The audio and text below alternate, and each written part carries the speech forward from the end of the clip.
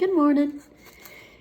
It's October 19th, and it's time for our daily dose of good news, which is from Daniel chapter 3, verses 1 through 18. So it's the first half of a story, and tomorrow will be the second half of a story. Just a little preview, a little teaser. So if you want to have the whole story, you want to probably tune in for both days.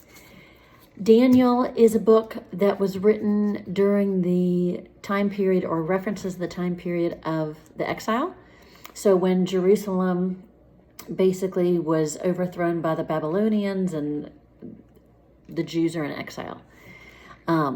So this story, there's some questions about whether this is a historical, literal story or whether this is fiction based on this time period. And one of the things I love about the Bible is whether you want to take it as literal or figurative, I would tell you that there's God's truth in it, no matter which interpretation you decide makes sense to you. So, chapter 3. King Nebuchadnezzar made a golden statue whose height was 60 cubits and whose width was 6 cubits. He set it up on the plain of Dura in the province of Babylon. Then King Nebuchadnezzar sent for the satraps, the prefects and the governors, the counselors, the treasurers, the justices, the magistrates, and all the officials of the provinces to assemble and come to the dedication of the statue that King Nebuchadnezzar had set up. So the satraps, the prefects, the governors, the counselors, the treasurers, the justices, the magistrates, and all the officials of the provinces assembled for the dedication of the statue that King Nebuchadnezzar had set up. When they were standing before the statue that Nebuchadnezzar had set up, the herald proclaimed aloud, "You are commanded, O peoples, nations, and languages, that when you hear the sound of the horn, pipe, lyre, trigon, harp, drum, and entire musical ensemble, you are to fall down and worship the golden statue that King Nebuchadnezzar has set up. Whoever does not fall down and worship shall immediately be thrown into a furnace of blazing fire." Therefore, as soon as all the people heard the sound of the horn, pipe, lyre, trigon, harp, drum, and entire musical ensemble, all the peoples, nations, and languages fell down and worshipped the golden statue that King Nebuchadnezzar had set up. Accordingly, at this time, certain Chaldeans came forward and denounced the Jews. They said to King Nebuchadnezzar, "O king, live forever. You, O king, have made a decree that everyone who hears the sound of the horn, pipe, lyre, trigon, harp, drum, and entire musical ensemble shall fall down and worship the golden statue. And whoever does not fall down and worship shall be thrown into a furnace of blazing fire. There are certain Jews whom you have appointed over the affairs of the province of Babylon, Shadrach, Meshach, and Abednego. These pay no heed to you, O king. They do not serve your gods, and they do not worship the golden statue that you have set up." Then Nebuchadnezzar, in furious rage, commanded that Shadrach, Meshach, and Abednego be brought in. So they brought those men before the king. Nebuchadnezzar said to them, "Is it true, O Shadrach, Meshach, and Abednego, that you do not serve my gods, and you do not worship the golden statue that I have set up?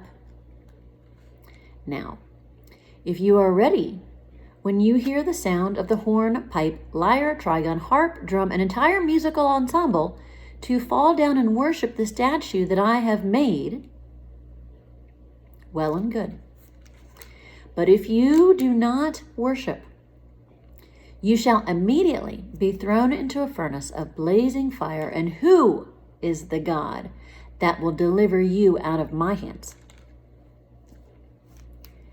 Shadrach, Meshach, and Abednego answered the king, "O Nebuchadnezzar, we have no need to present a defense to you in this manner or in this matter. If our God, whom we serve, is able to deliver us from the furnace of blazing fire and out of your hand, O king, let him deliver us.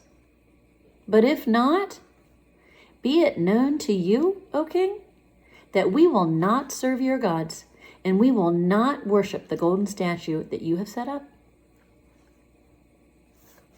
Here ends the reading. So an exciting story as we hear about it. And I want to pull out two components of this. First, I want to pull out Nebuchadnezzar's reaction. And I think that's based on a few things that were said directly to him. One is the Chaldeans came and said, these men, Shadrach, Meshach, and Abednego, pay no heed to you, O king. They do not serve your gods, and they do not worship the golden statue that you have set up. So that's what's said to him. Okay? So specifically, it's highlighting the insult that they think Nebuchadnezzar is going to feel at being disobeyed, at being challenged, at being ignored.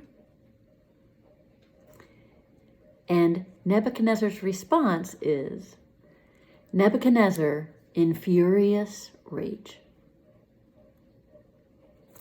And furious rage is something that I know something about, and you probably do too. Whether you have been on the receiving end of that, or maybe there have been times when you have been in a furious rage. And we don't always talk about that, but let's talk about it, okay? I think oftentimes when you experience furious rage, not just annoyed or someone's angry with you or frustrated, when you experience to the extent furious rage,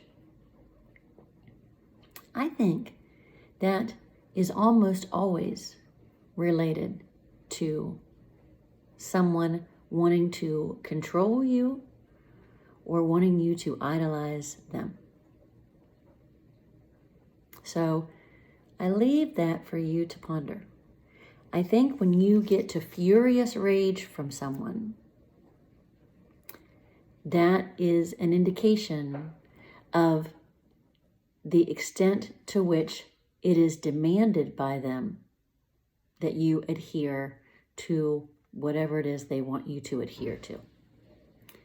And I think in terms of this, one of the best definitions I've ever heard of anger is when someone oversteps your boundaries. So furious rage in this situation that we're reading about today for Nebuchadnezzar is that these men dared to overstep his boundaries of what he says goes. When he says bow down, you better bow down. Sort of like when someone says jump, you say how high. That the fact that they would dare to not do what he said as the king of this land. He demands that they idolize him. He demands that they do what he says. So I think whenever you see furious rage, I'd like you to begin thinking about it from that lens. Is someone asking me to idolize them? Is someone asking me to worship something that they think is important? So that's the first component I want you to think of. And the second component is simply at the very end of this text. I want you just to hear what the men say when they're confronted. O king, we have no need to present a defense to you in this matter. We will not worship the golden statue that you have set up. And I think oftentimes when we're presented a situation where we have to stand firm on our Christian faith, on our Christian ethics, on our Christian beliefs, It is a time of being very plain spoken and not wavering, of we will not do that. And we don't owe any defense to you. I don't have to explain myself to you. And again, that's a way of pushing back on the idolatry. You're not in charge of me. You're not the one I answer to. I don't have to present a defense to you. I'm not going to do it.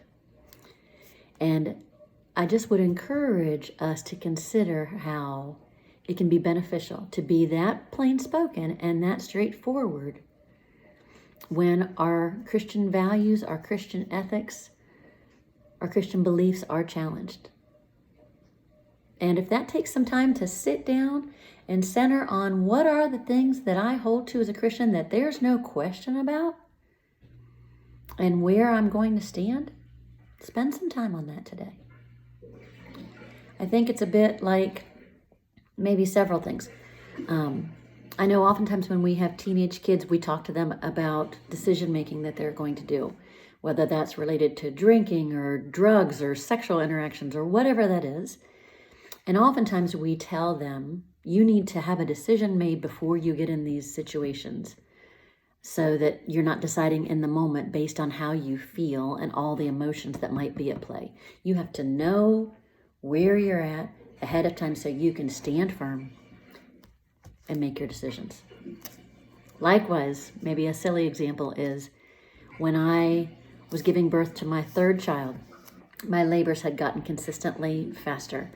And by the time we got to Lauren, we knew she was going to pretty much be fast in terms of a labor.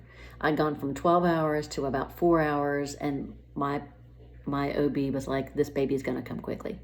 And so I decided not to have any medication and to go natural in childbirth. And when I was talking to my OB about it and other friends who had done that, they said specifically, it's important to determine that ahead of time and to go in with the mindset of, I can do this, natural childbirth, I'm going to do this, and to have your mind made up so that when you get into the heart of the situation, there's not a sense of wavering. It worked out fine. But I would encourage you both to think about, where do people try to demand that I idolize something? Where is my Christian faith in that? And where do I get centered and grounded on what I believe so that I can stand firm in my faith? Fun day for you. Go enjoy that. Take care. I'll see you tomorrow. Bye-bye.